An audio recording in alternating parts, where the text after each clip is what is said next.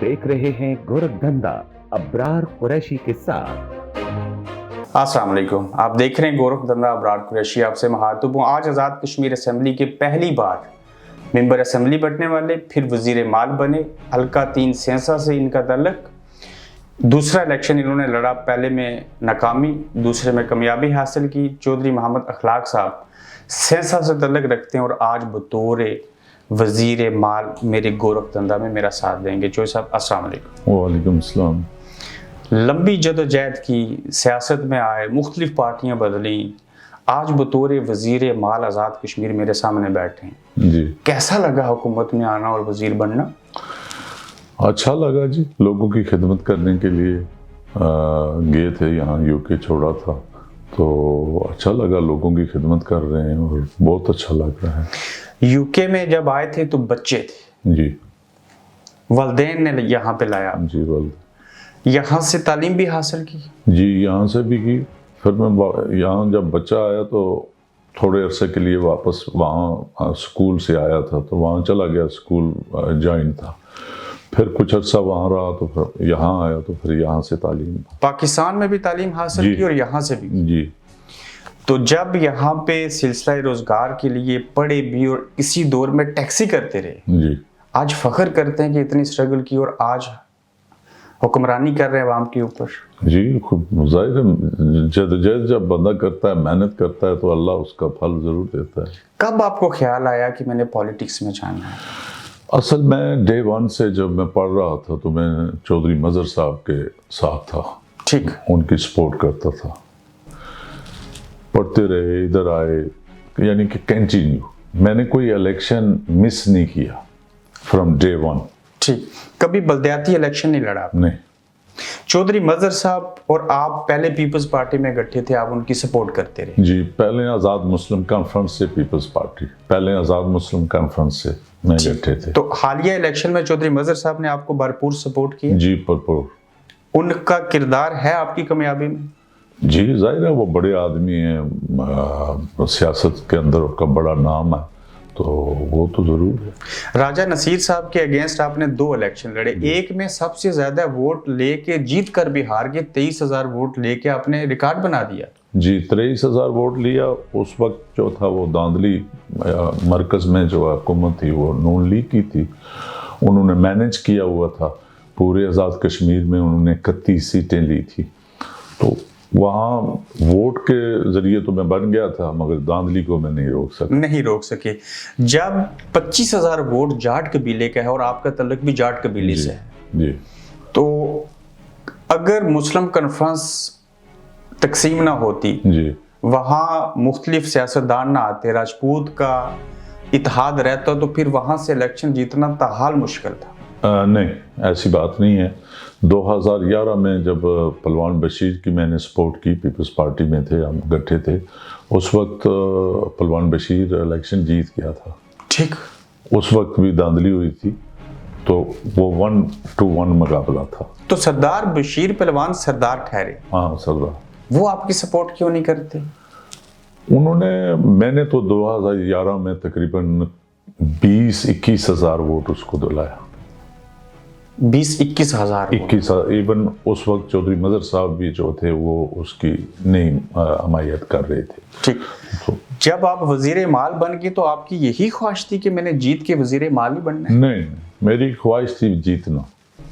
तो किस वजारत के ख्वाहिशमंद थे? मैं वजारत का भी कोई ख्वाहिशमंद नहीं था। मैं असल इसका ख्वाहिशमंद था कि राजा नसीर साहब तो 25 साल से वहाँ मौजूद थे, तो वो ये समझते थे कि मेरे मुकाबले में यहाँ कोई इलेक्शन लड़ ही नहीं सकता है। यानी कि राजा नसीर ये सोचते थे कि मेरे मुकाबले में ना कोई लड़ सकता है ना कोई जीत सकता है? ना जीत सकता है, बल्कि उसने जो मुझे इस इलेक्शन की फील्ड में डाला है उसकी प्रेस कॉन्फ्रेंस ने, उसने एक प्रेस कॉन्फ्रेंस की जहाँ उसने कहा कि मेरे मुकाबले में कोई माइकल लाल पैदा ही नहीं हुआ जो मेरे मुकाबले में इलेक्शन लड़े। तो मैं यहाँ था तो मेरे जहन में आ गया कि ये बात तो नहीं है, ये तो अल्लाह की देन है, वो भी हमारी तरह है। ये किस तरह हो सकता है कि भाई कोई मुकाबला ही नहीं किसी से कर सकता। लेकिन आप राजा नसीर साहब के हाथों से, कावशों से बनाए हुए एक कानून की वजह से आज मेरे सामने बतौर वजीर माल बैठे हैं, पता है आपको? नहीं, कोई ऐसी बात तो नहीं है मुझे। बैरिस्टर सुल्तान महमूद चौधरी साहब ने क्यों कहा था मैं 2 हलकों से इलेक्शन लड़ूंगा, एक सेंसा और एक मीरपुर? नहीं, बैरिस्टर साहब ने नहीं, बैरिस्टर साहब ने तो मुझे टिकट दिलाया था।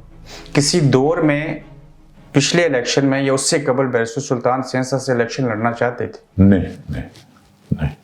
आपके ऊपर क्यों ये केस बना और सुप्रीम कोर्ट में और हाई कोर्ट में गया कि आपकी डिग्री जाली है? नहीं, डिग्री वो गया तो वो क्लियर हो गया, कोर्ट में नहीं क्लियर हुआ ना। असल बात ये थी कि जब मैं इलेक्शन में 11 में मैंने पहलवान बशीर की मदद की ना, तो राजा नसीर को पता चल गया कि ये मेरे लिए खतरनाक आदमी है। ठीक है जी। मैंने जब 2016 का इलेक्शन लड़ा तो मैंने 23,000 वोट लिए।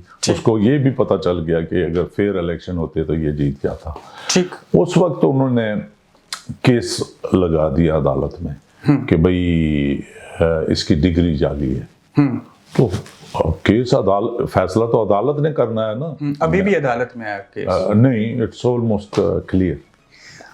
आज़ाद कश्मीर में इलेक्शन लड़ने के लिए मैट्रिक पास होना जरूरी नहीं है? अभी जो ये उनका गवर्नमेंट के जब पिछली गवर्नमेंट थी तो उन्होंने पास कराया। उन्होंने पास। क्या आप मैट्रिक पास हैं? जी।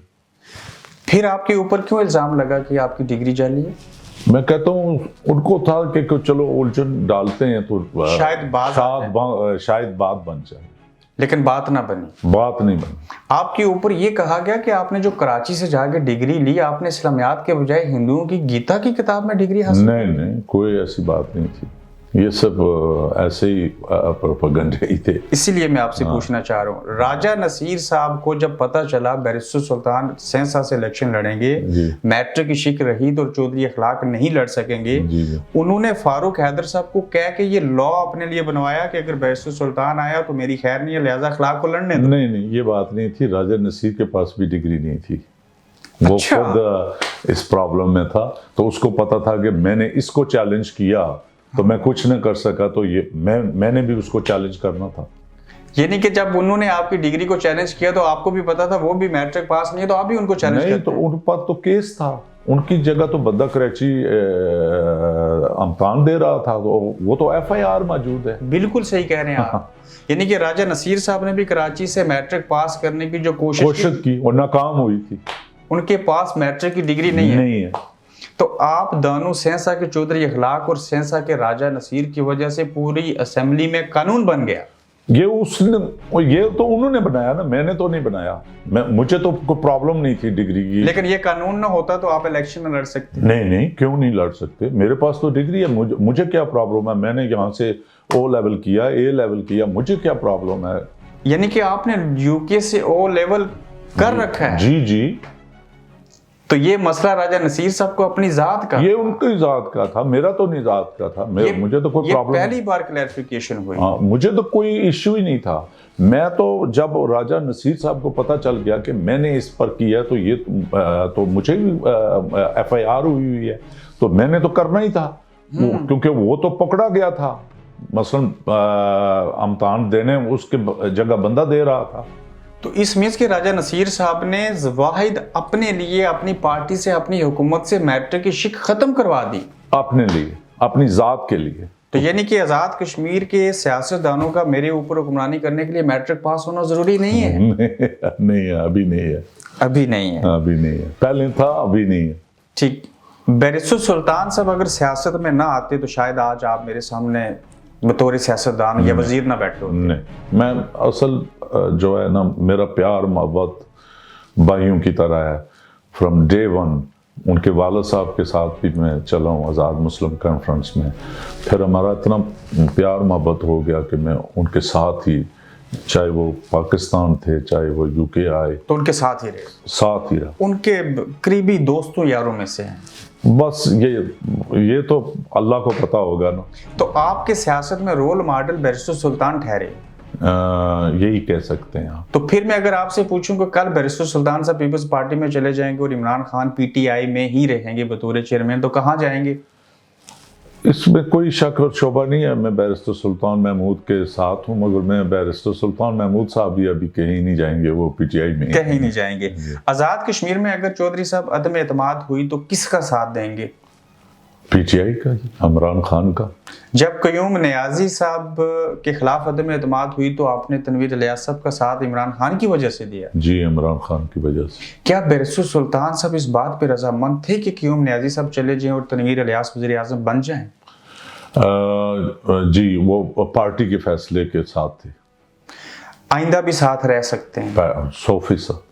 आपको क्या लगता है बतौर मेंबर असेंबली और बतौर वजीर माल की फिर से एक और अदम एतमाद होगी?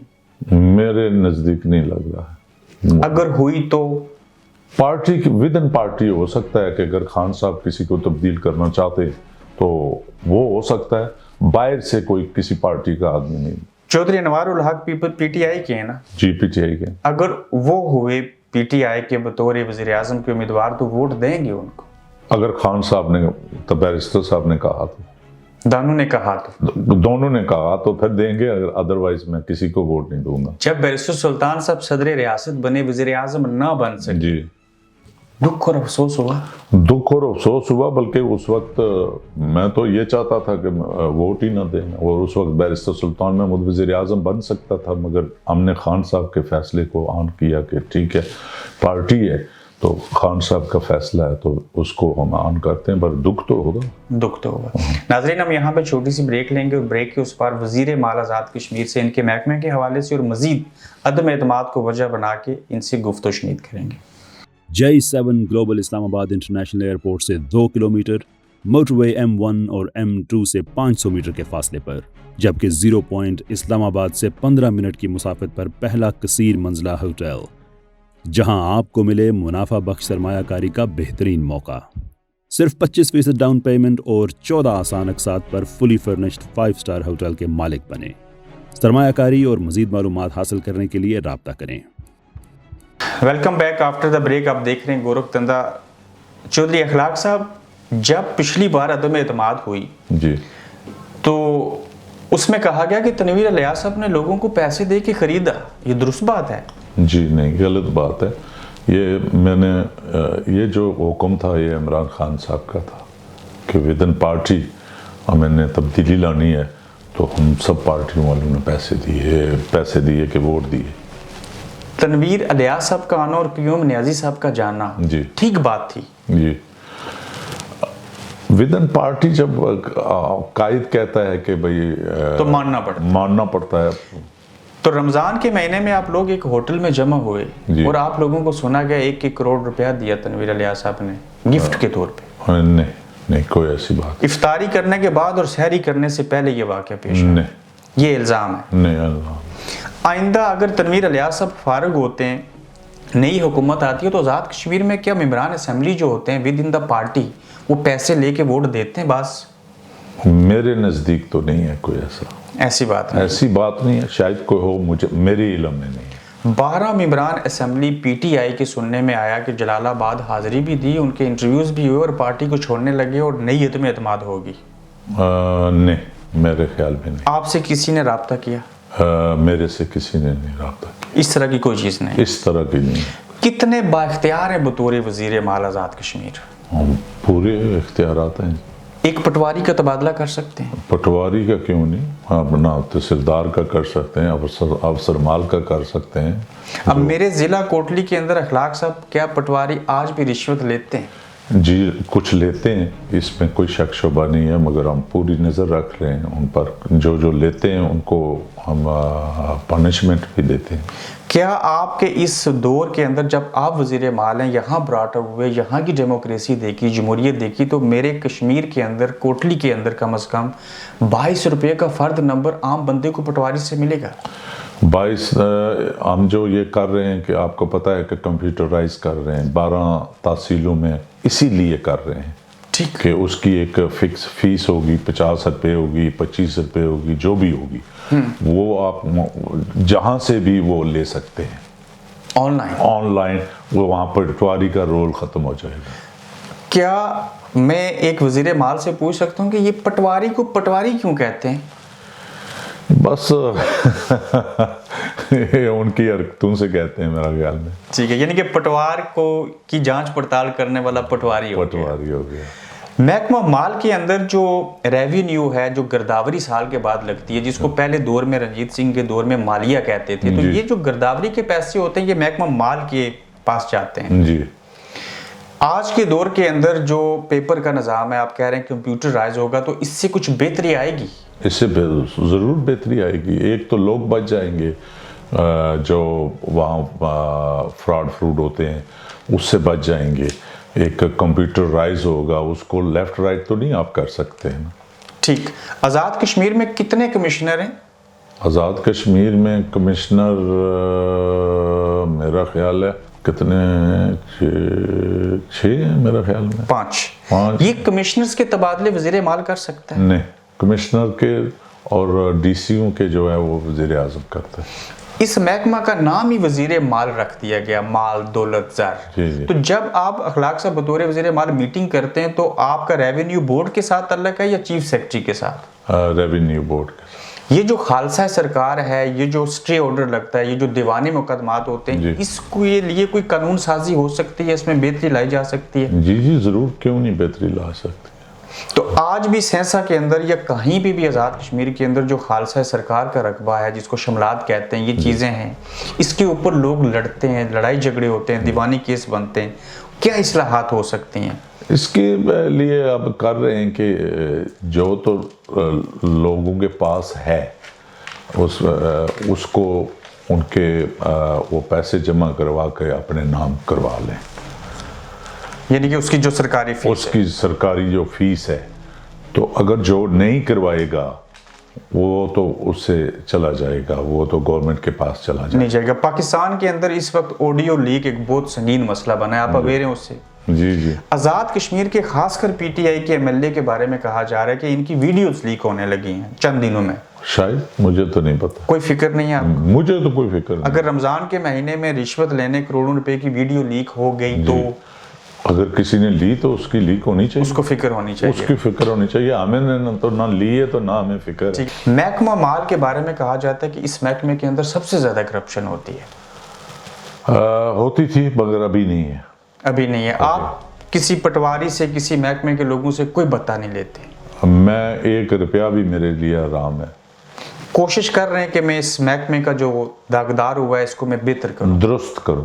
ڈی سی کے ساتھ میٹنگ ہوتی ہے آپ کی ایشوز کے اوپر؟ جی پوری بریفنگ ہوتی ہے تقریباً ہر 2-3 مہینے کے بعد پوری ڈپارٹمنٹ کی. ایک ڈی سی صاحب نہیں ہوتے وہاں، کمشنر صاحب ہوتے ہیں، اے ڈی سی ہوتا ہے، اے سی پورے ہوتے ہیں، تحصیلدار ہوتے ہیں، سارے ان کا پوری بریفنگ لیتے ہیں کہ آپ نے کیا کیا، کس طرح کر رہے ہیں، کیسے کیا، کس کو درست کریں، کیسے کریں. سینسا کے اندر سے جہاں سے آپ ممبر اسمبلی بنے، کامیاب ہوئے، آئندہ آپ کو لگتا ہے کہ راجہ نصیر صاحب کے ساتھ مقابلہ جو ہے وہ ٹف ہوگا؟ مجھے نہیں لگتا ہے. راجہ نصیر میرے مقابلے میں میرا خیال میں نہیں آئے گا. وہ وزیر بلدیات رہے، انہوں نے حلقے کے اندر بڑے کام کاج بھی کیے، ان کی کارکردگی سے مطمئن تو ہوں گے آپ؟ نہیں، نتھنگ. کیا کیے انہوں نے؟ گریڈ اسٹیشن میں لا رہا ہوں، ابھی کیا. ٹھیک. واٹر سپلائی 90 میں راجہ فضلداد معروم نے اپلیکیشن ڈالی، یہ 25 سال رہا، اس نے نہیں لایا. اس کے بعد میجر پروجیکٹ 3 تھے، ایک گریڈ اسٹیشن، ایک واٹر سپلائی اور ایک اسٹیڈیم. یہ 3 کام آپ کرنے جا رہے ہیں؟ یہ شروع ہے کام. گریڈ اسٹیشن بنے گا؟ گریڈ اسٹیشن انشاءاللہ 2 سال کے اندر بنے گا.